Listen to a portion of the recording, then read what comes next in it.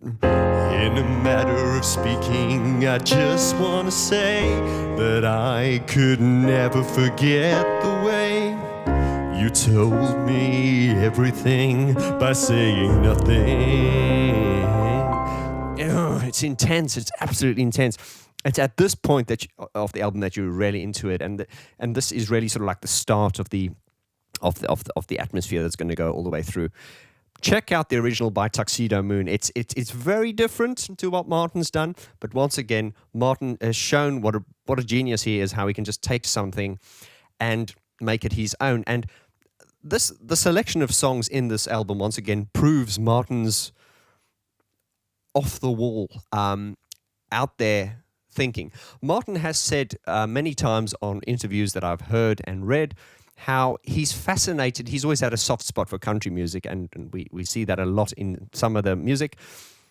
But Martin does go on to say that a lot of contemporary artists and songwriters always tend to sort of look back at the last sort of 10, 15 years for their influence, whereas Martin said he's very influenced by songs, you know, from the 1920s and before that, and, you know, long before that.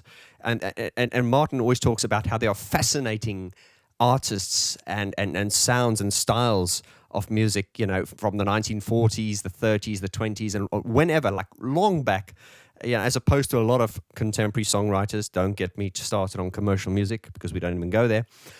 But where, you know, the artists these days tend to, myself included, we tend to sort of focus on what's happened in the last, you know, generation or so. Martin, however, he's completely out there. He's really, I get the feeling that Martin's really he's really sort of like, he has great musical sensitivity, and I just feel like he's really open to all different types of artists, and that is clearly shown in the collection of songs in Counterfeit 1 and indeed in Counterfeit 2. Track 3, Smile in the Crowd, and this was a song by a band called the Drutti Column, and it was released in 1983 on their Another Setting album. Once again, guys, a band I've never heard of, and as I say, it's fascinating to, as I said, the first time I heard this was Martin singing it, and then to go back and hear the original, it's fascinating, and to see how Martin has taken the essence of the song and really made it his own and taken it somewhere else is something that I really enjoyed to listen to. This song is so a typical Martin Gore song. As I say, this is like one of the songs that you would have sworn he'd written himself, just looking at the chords, which I'm going to illustrate to you now. It's the...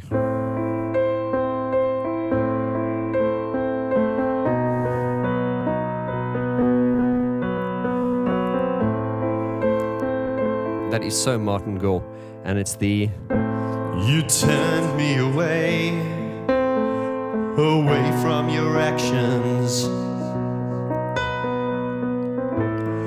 forced by the violence that always surrounds you. I'm reading the lyrics because, as I say, I don't really... it's been a long time. But just those opening words, you turn me away from your actions, forced by the violence that always surrounds you. This is dark, man. You turn me away from your actions. And if we listen to Martin's delivery on this, those opening words, he just sounds exasperated, and, you know, he says it with such meaning. It's really dark. And by the time it gets to the chorus, which is if it is a chorus, it's... I want your special smile, a smile in this crowd. I want your special smile, a smile in this crowd. You turn me away. This is a great song, and how Martin Gore is it? Definitely one of the most, the sort of the darkest songs. And it's got this interesting, it's like kind of brass sounds he uses, which are very sort of like, remind me of Love in Itself. And this is interesting is because when you listen to this, it's as a Depeche Mode fan and as a geek, it's great to kind of pick out the sort of Depeche Modisms a Depeche Modism. And there are a lot of Depeche Modisms in here, which just go to show, and because this was done without Alan and completely with Martin, it's very interesting to see. It's interesting, guys. I'm going to roll out a series on my Patreon page coming soon, which is going to be called From Demo to Completion, where I want to look at. We're going to listen to Martin's demos and then listen to how they transition from the demo to the finished product. And this would really be apparent what Alan Wilder would have brought to it. But of course, that's a completely separate subject. Coming back to this album, as I say, listening to the songs, it's great to sort of hear the Depeche Modisms, and it's like, oh, that's very Depeche Mode. And you're going, yeah, but it is Martin Gore. Smiling This Crowd, very, very dark. Track 4 is a song called Gone and was originally produced and recorded by a band called the Comsat Angels, released in 1981 from their album Sleep No More. Now, they were a English post-punk band, I believe. Once again, the link to this original song is below. You got lost somewhere in between. What is his name? What is his name? What is his name? This is one of my least favorite songs on this EP. It's not bad. When I say one of my least favorite songs, music is such a personal taste. Songs just resonate with you or they don't. And I'm not saying it doesn't resonate with me. I mean, it's certainly better than a lot of songs on the sort of more recent albums, but it's just one of my it's probably one of my least favorite songs on the EP, but that's not to say I dislike it. It's just probably not one of my go-to songs on this album. But yeah, check out the original from Comsat Angels. This song is probably one of the songs that he's taken sort of furthest from the original artist. If you listen to the original artist, it's very sort of, it's kind of rocky, and what Martin's done to it is very Martin Gore, Depeche Mode, and it's a good track. But as I say, sort of my least favorite on the album. But it's pretty good. We then come to my favorite one on this EP, and Never Turn Your Back on Mother Earth. And this song actually bears so much relevance to today. The Earth and how human beings are just fucking it up. This song has an absolute warmth and a tenderness, and it's like a lullaby. And this is the song that really introduced me to the band Sparks. And I love Sparks. I'm so into Sparks at the moment. Must talk about Sparks. Once again, Martin has made the song his own. And the noticeable change in this song is unlike the other songs where Martin has sort of remained in the same original key. This song, he's actually changed the key, and that's obviously because the Sparks version is a lot higher. When she's on her best. He's got a different type of voice. Martin has really taken the song and he's really given it this like tender, loving lullaby, which makes it so true to the subject matter. And I really feel that although I love the Sparks version, theirs is a bit more sort of glam rock. Never turn your back on Mother Earth. It's really like, it's got a bit of a kind of a Queen. It reminds you a bit of like early Queen. It's got that kind of sound to it. But the way Martin does it, I feel his version is more true to the subject matter. It's that sort of lullaby and the beauty and the tenderness and the fragile state of the earth and the beauty of Mother Earth. And Martin's version just means what it says. You can just feel the sincerity and the fragileness of the planet. It's the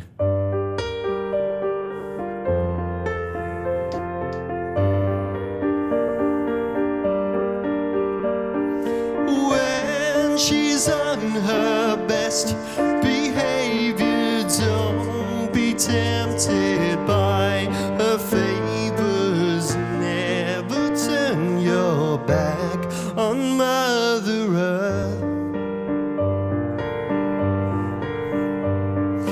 Towns are hurled from a... I'm going to put a link in this description below as well. I did a cover version of this on my Cover Me series, so check out that. I love this song. I absolutely adore this song. And as I say, it really speaks to the world at large the way it is at the moment. Beautiful. I just love it when it gets to the final chorus. Actually, before that, you've got this awesome bridge, which is very kind of musical theatre when it gets to the, how does it go? It goes, 3 days and 2 nights away from my friends. Amen to anything that brings a quick return to my friends. To my friends.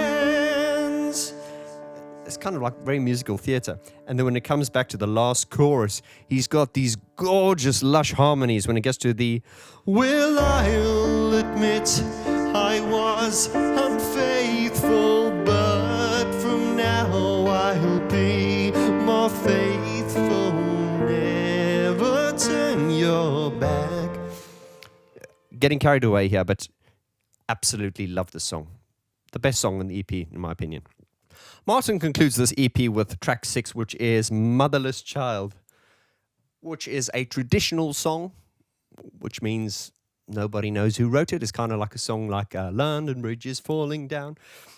Once again, you know, to take something like a traditional song, which is like a folk song or folklore, or nobody knows where it comes from. It's part of the culture. It's a song like London Bridge is Falling Down. No one can buy the rights to it or own it. Yeah, to take a song like that and cover it was an interesting choice. And the approach to this is very like jazzy. Doom, doom. He uses this real sort of like deep, upright bass sample. It does remind me a little bit of the Jazz Thieves from the Ultra album. Strange song, strange choice. Not my, probably one of my least two favorites, probably being that one and Gone. Not because they're bad, just because I don't like them as much as the other ones, but an interesting choice to end a very interesting EP. So there you have it, my friends. Counterfeit EP. A special album that I'm sure is always have a special place in your heart as well. Let's go through the 5 questions now, shall we? Question 1. If you were to lose a song from this EP, which one would it be? I would probably say I would lose Motherless Child. Nothing wrong with it, but probably my least favorite track on the album. Question 2, which is the most radical or the sort of standout track? And what I mean by that is not necessarily your favorite track, but the track that is kind of, whether it be production or quirkiness, or there's just something to it. I'd probably go with Gone. Dun, dun, dun, dun, dun, dun, dun. And even though it's one of my lesser favorite songs on the EP, it just has a real sort of edge to it and a quirkiness, and the fact that it's very different. They're all different to the originals, but this one is sort of very different in sort of like the most different as far as his approach was concerned. So yeah, I'd probably go with Gone being the most radical track. Question 3, which song do you think you've listened to the most on this album throughout time? That would definitely be Never Turn Your Back on Mother Earth for me. And coming straight on to question 4, which song is your favorite now? Because as I say, the reason we have that question is because your taste will change over the years. And question 3 being, which song did you listen to the most from this EP? Mine being Never Turn You Back on Mother Earth. And question 4 being, which is my favorite song now? Well, question 4, the answer to that, my favorite song now is still Never Turn You Back on Mother Earth. Question 5, what are we going to rate this out of 10? Now, of course, remember, there are many mitigating factors and variables, and, you know, it's very difficult because, and I'm aware of this when I do these album reviews, like with the Depeche Mode album review, I'm quite aware of the fact that when I'm listening to the older stuff, it has a connection for me with my childhood and my youth, and whereas the more modern stuff, I don't feel that connection anymore, and I sometimes have to say, is that nostalgia, or is it just because I'm getting older, or, you know, what is it? Or is it because I've developed better musical sensibilities? I don't know. But my gut feeling on this, you know, all mitigating factors and all things considered, the fact that it's quite minimalist, the vibe, the feel, the approach, and everything, I'm going to give Martin Gore's Counterfeit EP 7 out of 10. Right, guys, and the rest is up to you. And your homework, if you wish to accept it, is to answer the 5 questions. Question 1, which song would you lose from this EP if you needed to lose one? Question 2, which song to you is the most radical? Radical meaning whichever one is the most radical to you, whatever that means to you. Question 3, which song have you listened to the most over the years? And question 4, which song is your favorite now? And the reason we have those two different questions is because, remember, when we buy an album, there's always a song we tend to listen to the most, but our tastes do change over the years. So that is why we have question 4, which is your favorite song now? And question 5, what would you rate Counterfeit EP out of 10? What is your score out of 10? Guys, thank you so much. I just want to welcome anyone who's just come to the channel now to, as I say, hit subscribe. Join us. There's also a Facebook group. Links to everything below. I'm on Twitter. I'm on Instagram. We're having a blast here. Do join in. It's a great community, if I do say so myself. Guys, please let me know what you thought of, once you've answered the 5 questions. Elaborate on what you thought of Counterfeit EP. Did you like it? Did you not think much of it? What are your true feelings on it? And, anything you'd like to say about Counterfeit EP. And if you're a younger member and you've never heard this before, check it out. It's really an interesting listen. It really is an interesting listen. Love it. And with that, guys, I want to thank you once again, and I will see you all on the next video. Peace out.